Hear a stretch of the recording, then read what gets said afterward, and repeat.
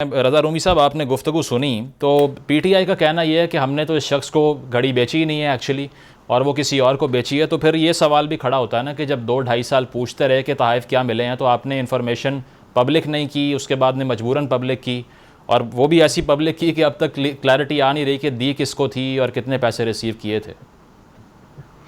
जी बिल्कुल। देखिए, क्लैरिटी नहीं आ रही। और दूसरी ये बात है कि अभी इमरान खान साहब कह रहे हैं कि ये झूठा प्रोपेगेंडा है, तो फिर ये सबसे बेस्ट तरीका तो ये है कि ट्रांसपेरेंसी या शफाफियत के लिए उन्होंने जहां ये बेची थी घड़ी जिन साहब को या जो भी डीलर थे उनको वो कागजात वगैरह जो है मंजर आम पर ले आए ताकि ये कहानी झूठी साबित हो जाए। हम्म। देखिए ना, ये सिर्फ कहने से तो ये बात नहीं बनेगी, क्योंकि ये मामला तो अब एक सीरियस मामला बन चुका है। हम्म। और पहले भी आपको पता है कि इलेक्शन कमीशन में ये तो बात पहुंच चुकी है तोशाखाना के हवाले से।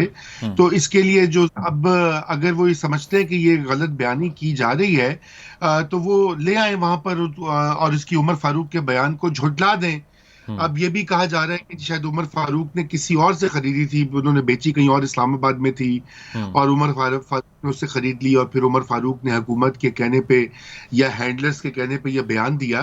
हम्म। लेकिन इसमें जो सबसे जो दिलचस्प बात है और बल्कि तशवीशनाक बात भी है, वो फरा साहिबा के अलावा जो शहजाद अकबर साहब का उसने नाम बिल्कुल। लिया कि उसको उनकी कॉल आई। हम्म। देखिए, ये एक बड़ी फरा साहिबा तो एक प्राइवेट सिटीजन है। हम्म। अगर उनका कोई ताल्लुक है साबिक फर्स्ट लेडी से, ये उनकी स्वाबदीद है, ये हम्म। उनका मामला है, उसको तो इतना बड़ा इशू नहीं बनाना चाहिए। हम्म। लेकिन शहजाद अकबर साहब एक पब्लिक ऑफिस होल्डर थे। रज़ा वो साहब, वो ये भी एसेट्स उमर फ़ारूक रिकवरी। साहब ये भी एक्यूज़ करते हैं कि इन्होंने मेरी साबिका एहलिया से रब्ता किया और बच्चों की पोजेशन पर एक केस मेरे ऊपर बना दिया, क्योंकि मैं इनके भेजे हुए लोगों को शॉपिंग नहीं करवा रहा था, होटल में स्टे नहीं दे रहा था। तो उन्होंने अपनी अथॉरिटी जी को भी जी मिसयूज़ किया है। जी बिल्कुल, अथॉरिटी को मिसयूज किया। वो वाली भी इनका केस चल रहा है, ये मीडिया में रिपोर्ट होता रहा है।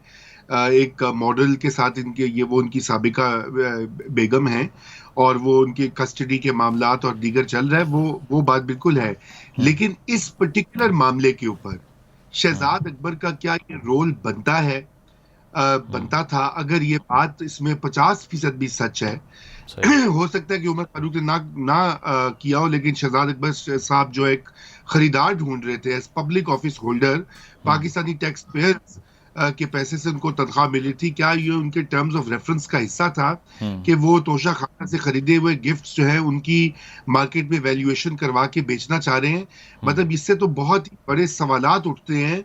और ये भी पता लगता है कि इमरान खान साहब और उनकी पार्टी जो एहतसाब एहतसाब करते थकते नहीं, जी। और वो अपने हरीफैन जो हैं सियासी उनको उनके ऊपर करप्शन का इल्जाम लगाते थकते नहीं। वो खुद उनकी हुकूमत में क्या हो रहा था? हम्म। देखिए ना, यही वजह है कि ये खबर बहुत बड़ी बनी है, अगरचे इतनी बड़ी मामला नहीं है ये। जैसे मैंने पहले अर्ज किया कि रूल्स के हम्म। मुताबिक आप खरीद सकते हैं तोशाखाना से और बेच दें, कोई बिल्कुल। इतना बड़ा जुर्म तो है नहीं है। लेकिन शहजाद अकबर साहब क्या कर रहे थे उसमें? बिल्कुल। ये बहुत बड़ी एक बिल्कुल, ये मसला सवाल है। जो है और वो वैसे बनता है।